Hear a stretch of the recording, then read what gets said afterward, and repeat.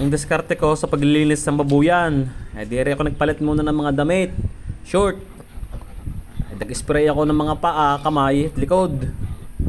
Para siguradong nakabayo security bago tayo pumunta sa ating babuyan. Nilinis ko rin ang mga hose niyan. At bago ako lumiban ng Coralare, nagpalit muna ako ng tsinelas sa dyan panloob ng baboy. Para masasigurado natin tayong dalang virus na galing sa ibang lugar. Mapapansin nyo nga din talagang napakakukulit ang aking baboy at gusto lagi mahila ang hose ko pa una.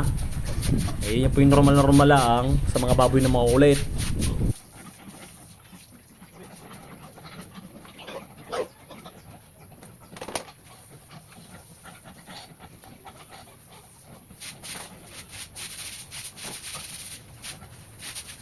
At pagkatapos nga dun sa dalawang pitak na nakahiwala, di naman ako sa isang pitong diretsuhan. Pero naman lahat walang laman. Gawa ng mahirap din magpuno, wala akong lipatan ng emergency. Mapapansin ninyo ay napakabilis kong magwalis at maglinis ng aking baboy. Ganyan po talaga ako kabilis.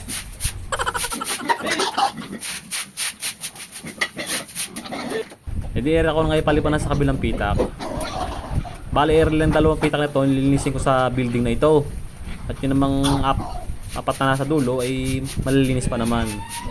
Pagkatapos ko maglinis, era ako dali-dali na nga. Ako nagpunta sa lagay ng pakain. At mga nag-iiyakan na aking mga baboy, talagang gutom na at pasal na. Parang yung naglilinis, talagang gutom na din. Hindi ko nga palang pantakal din ng pakain ay tabo para siguradong takal at walang lamangan. Kung lagyan ng pakain ng mga timba, retaking nilagay na sa kanilang mga pitak na nilinis ko kanina. Hindi ako naglalagay ng pakain nang madumi ang kanilang higaan. At ako sa rin nalagay kung nililinis man lang kahit dumi. Pagkatapos ko dun sa dalawang building na nakahiwala, rin naman ako sa isang building na diretsyo. Nalagyan ko na rin ng pakain. Ang baka abutin pa ng ulan. Namang makikita ay talagang ako'y dali-dali na rin. Kitang-kita naman yun sa video kung gaano ako kabilis magtakal at maglakad.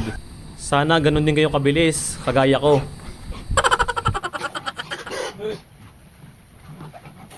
Pagkatapos ko magpakain ng baboy, ito ang ginawa ko, nag-spray muna ako ng mga paligid ng kanilang higaan para siguradong secure sa mga virus na uso ngayong ESF.